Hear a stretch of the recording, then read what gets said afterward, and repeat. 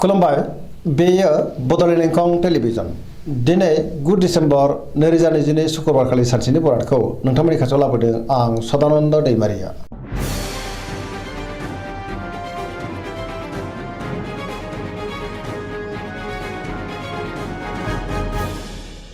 सिगां फरायनो लादों मेष राशि गिबि हांखो अ ल दिनैनि साना बारा मोजां नङा। माबा नङा माबा मोनसे नेगेटिभ एनार्जि फैनो हागौ, सोरजोंबा लाजि फोनांजानोबो हागौ, सांग्रां जानाया गाहाम, सुथुरा बांनोबो हागौ, बयजोंबो गोरोबनो गोब्राब जागोन। मावनो लानाय खामानिखौ मावफुंनो हायोब्लाबो माबा नङा माबा मोनसे गोरोन्थिबो जानो हागौ। गोसोआ दिनै जोबोर उसुखुथु जागोन, देहाया मोजाङै थागोन, अब्लाबो नाथाय जानाय लोंनायाव सांग्रां जानांगोन। रांखावरियाव मोजां, गोबां धोन आरजिनो हागोन, आयाबो दिनै बांनो हागौ, बेफार फालांगियाव मोजां होनजायो। सोरबा लोगोनिफ्राय हेफाजाबबो मोननो हागौ, न'खराव अननायानो फैगोन, बिमा बिफानि अननाय आरिफोरखौ मोननो हागौ, समाजाव मान मोनगोन।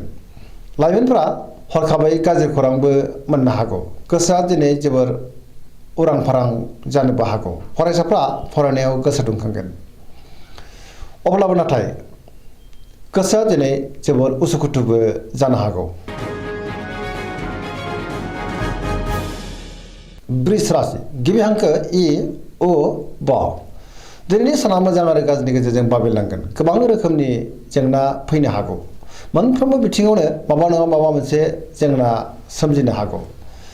गोबां मोजां खाबुफोरा दिनै आखाइनिफ्राय गोमाफिननोबो हागौ, गोसोखौ जोबोर गुलाय गुजाय मोननो हागौ, गोसोनि बोलोआबो लोरबां जागोन। मावनो लानाय खामानिखौ मावफुंनो हायोब्लाबो माबा नङा माबा मोनसे गोरोन्थिबो जानो हागौ, समाजाव मान मोनगोन। रांखावरियाव मोजां, बेफार फालांगियावबो मोजां होनजायो, आयाबो दिनै बांनो हागौ। न'खराव बिसि फिसायनि गेजेराव अननानै फैगोन, देहाया मोजाङैनो थागोन, गुबुननिफ्राय हेफाजाब मोननो गोब्राब जागोन। जायखि खामानि मावानो मोनफ्रोमबो खामानिखौ सांग्राङै मावनांगोन, नङाब्ला माबा नङा माबा मोनसे गोरोन्थिबो जालांनो हागौ। गोसोनि साननायफ्रा दिनै देबोर नांनो हागौ, गोसोआव नेगेटिभ साननायबो फैगोन। मिथुन राशि गिबि हांखो क स दिनैनि साना जोबोर मोजां, पजिटिभ एनार्जिनि गोहोम गोग्लैनो हागौ, मोनफ्रोमबो बिथिङाव जाफुंसार जानो हागोन, गियाननि आंखाल जानाय नङा, गोसोखौ दिनै जोबोर गोजोननायबो मोनगोन, गोसोआ जोबोर खुसि जागोन, देहाया मोजाङै थागोन, अब्लाबो नाथाय जानाय लोंनायाव सांग्रां जानांगोन। रांखावरियाव जोबोर मोजां, आयाबो दिनै बांनो हागौ, बेफार फालांगियाव जोबोर मोजां मुलाम्फा मोनगोन, न'खराव दिनै अनलायनाय फैगोन, समाजाव मान मोनगोन, गोसोनि बोलोआ बांगोन, गावनि गोसोनि साननायखौ गुबुननो फोरमायनोबो हागोन, मावनो लानाय खामानिखौ थि समावनो आरो गोरलैयैनो मावफुंनोबो हागोन। सोरबा लोगोनिफ्राय अनसायनाय मोननो हागौ, गुबुनजों मोजां सोमोन्दो लाखिनो रोंगोन, बहाब्ला थाङोब्ला दिनै जोबोर मोजां आरो मोजाङैनो हान्थिनो हागोन। लाइमोनफोरनि गोसोआ दिनै जोबोर रमान्टिक जागोन आरो गावबा गावनि गोसोनि साननायखौ फोरमायलायनो हागोन। कर्कट राशि गिबि हांखो ड ह दिनैनि साना जोबोर मोजां, गोबां मोजां खाबु फैनोबो हागौ, माबा नङा माबा मोनसे मोजां खौरां मोननोबो हागौ, गोसोखौ दिनै जोबोर गोजोननाय मोनगोन।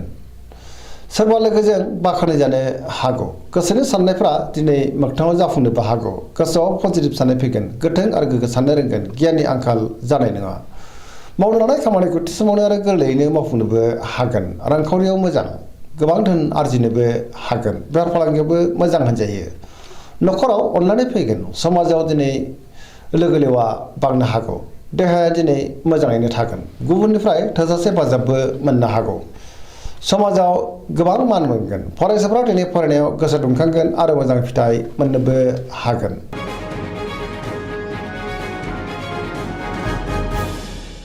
सिंह राशि गिबि हांखो म ट दिनैनि साना जोबोर मोजां, गोसोनि बोलोआ बांगोन, गावनि गोसोनि साननायखौ दिनै गुबुननो फोरमायनोबो हागोन, गोसोआव पजिटिभ साननाय फैगोन, गोथों आरो गोग्गो साननो रोंगोन, मावनो लानाय खामानिखौ थि समावनो मावफुंनो हागोन।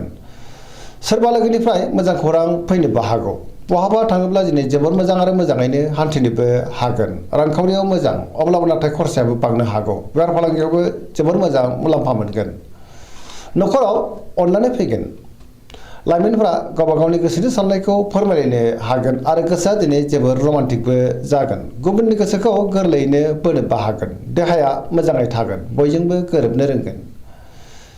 गुबुननि थाखाय गोबां मोजां खामानि मावनानै होनोबो हागोन। पजिटिभ एनार्जिनि गोहोम गोग्लैनो हागौ।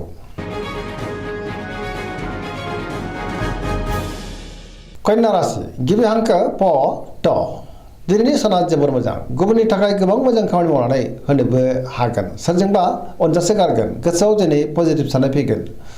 गोथों आरो गोग्गो साननो रोंगोन। गियाननि आंखाल जानाय नङा। रांखावरियाव मोजां। बेफार फालांगियावबो जोबोर मोजां मुलाम्फा मोनगोन। देहाया दिनै मोजाङैनो थागोन। न'खराव अनलायनाय फैगोन।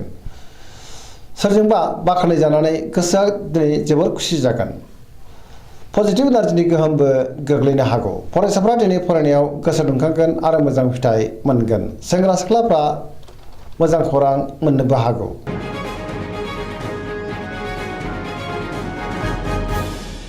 तुला राशि गिबि हांखो र ट दिनैनि साना जोबोर मोजां। गोसोनि बोलोआ बांगोन। गावनि गोसोनि साननायखौ दिनै गुबुननो फोरमायनोबो हागोन। मावनो लानाय खामानिखौ थि समावनो आरो गोरलैयैनो मावफुंनो हागोन। देहाया मोजाङै थागोन। बहाबा हान्थिनो एबा दावबायनो खाबु मोननोबो हागौ। रांखावरियाव जोबोर मोजां। मोननो गोनांखौ दिनै मोननो हागोन। बेफार फालांगियाव जोबोर मोजां मुलाम्फा मोनगोन। न'खराव दिनै बिसि फिसायनि गेजेराव अनलायनाय फैगोन। सोरजोंबा बाख्नाय जानो हागौ। गुबुननि थाखाय गोबां मोजां खामानि मावनानै होनोबो हागोन। बेफार फालांगियाव दिनै जोबोर मोजां होनजायो। सोरबा लोगोनि हेफाजाबखौ मोननानै दिनै गोसोआव जोबोर खुसि जागोन। गोदान थांखि लानो रोंगोन। सेंग्रा सिख्लाफ्रा जोबोर रमान्टिक जागोन आरो पजिटिभ साननो रोंगोन। गियाननि आंखाल जानाय नङा।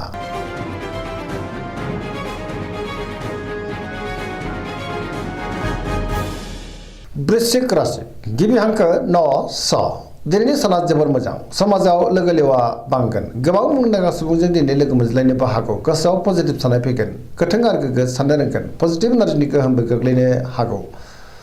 बहाबा दावबायनो एबा हान्थिनो खाबु मोननोबो हागौ आरो मोजाङैनो हान्थिनोबो हागोन। समाजाव लोगो लेवा बांगोन। सोरबा गोजाम लोगोजों बहाबा लोगो मोनज्लायनानै दिनै गोसोआ दिनै जोबोर खुसि जागोन। गोसोआव गोग्गो आरो गोथों साननाय फैगोन। मावनो लानाय खामानिखौ थि समावनो आरो गोरलैयैनो मावफुंनोबो हागोन। गुबुननिफ्राय थोजासे हेफाजाबखौ मोनगोन। गोसोनि साननायफोरा जाफुंनो हागौ। गोसोनि बोलोआबो बांगोन। समाजाव बयजोंबो अनसायजागोन। न'खराव अनलायनाय फैगोन। बिमा बिफानि अननाय आरो बोरखौ दिनै मोननो हागौ। रांखावरियाव जोबोर मोजां। अब्लाबो नाथाय खरसायाबो बांनो हागौ। बेफार फालांगियाव जोबोर मोजां मुलाम्फा मोनगोन। देहाया मोजाङैनो थागोन। गुबुननिफ्राय थोजासे हेफाजाब मोननो हागौ। लाइमोनफोरा जोबोर रमान्टिक जागोन आरो गावबा गावनि गोसोनि साननायखौ फोरमायलायनोबो हागोन।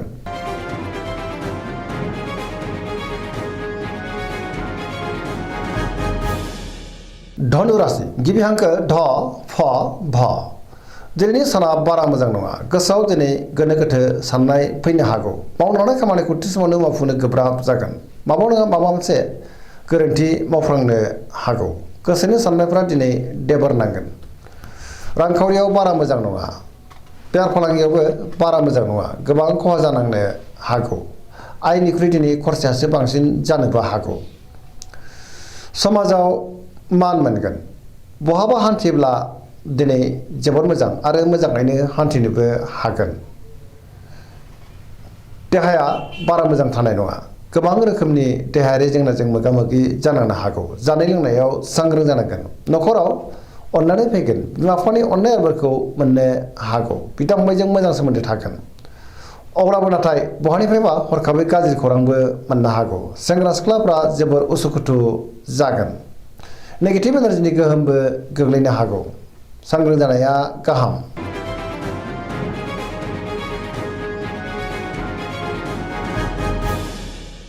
मकर राशि गिबि हांखो ख ज दिनैनि साना जोबोर मोजां। गोसोनि साननाया जाफुंनो हागौ। मावनो लानाय खामानिखौ थि समावनो आरो गोरलैयैनो मावफुंनोबो हागोन। रांखावरियाव मोजां। अब्लाबो नाथाय खरसायाबो बांनो हागौ। बेफार फालांगियाव जोबोर मोजां मुलाम्फा मोननो हागोन। सोरजोंबा बाख्नायजानो हागौ। गुबुनजों मोजां सोमोन्दो लाखिनोबो रोंगोन। मोनफ्रोमबो खामानिखौ दिनै मोजाङैनो मावफुंलांनो हागोन। सिगांनि बबेबा आद्रा खामानियाबो दिनै मावफुंजानो हागौ। गोदान खामानियाव आखाइ होजेननोबो हागोन। न'खराव दिनै अनलायनाय फैगोन। बिदा फंबायनिफ्राय थोजासे हेफाजाब मोननो हागौ। सेंग्रा सिख्लाफ्रा जोबोर रमान्टिक जागोन आरो गावबा गावनि गोसोनि साननायखौ फोरमायलायनोबो हागोन। फरायसाफ्रा दिनै फरायनायाव गोसो दुंखांगोन आरो मोजां फिथाइ मोनगोन। धोरोमारि बिथिङावबो गोसो दुंखांगोन। सरासनस्रायै दिनै साना जोबोर मोजां आरो मोजाङैनो बारग'लांगोन।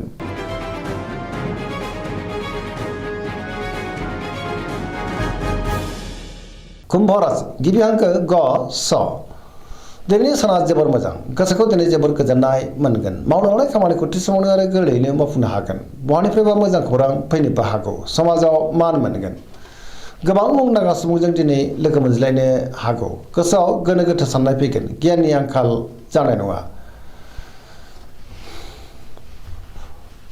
देहाया मोजाङै थागोन न'खराव अनलायनाय फैगोन गुबुननिफ्राय हेफाजाब मोननो हागौ बिमा बिफानि अननाय आरो बोरखौ मोननो हागौ बहाबा दावबायनो एबा हान्थिनो खाबु मोनगोन आरो मोजाङैनो हान्थिनोबो हागोन पजिटिभ एनार्जिनि गोहोमबो गोग्लैनो हागौ।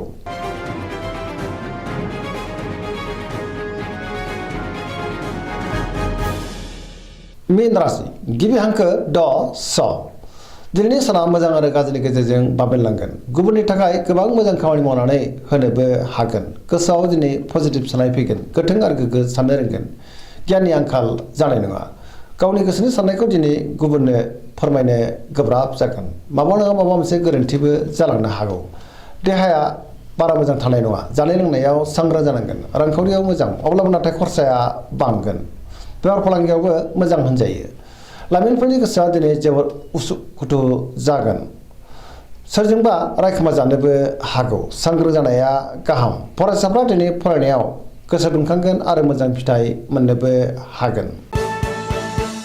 दिनैनि राशि फरायनाया एसेनोसै जोबनायाव बेखौनो खावलायो जाहाथे नोंथांमोना सानफ्रामबो जोंनि बे बड'लेण्ड इंखं टेलिभिजनखौ नायबाय थायो आरो साबस्क्राइब खालामो लोगोसे लाइक खालामो आरो शेयार खालामो एसेनोसै गोजोन्थों।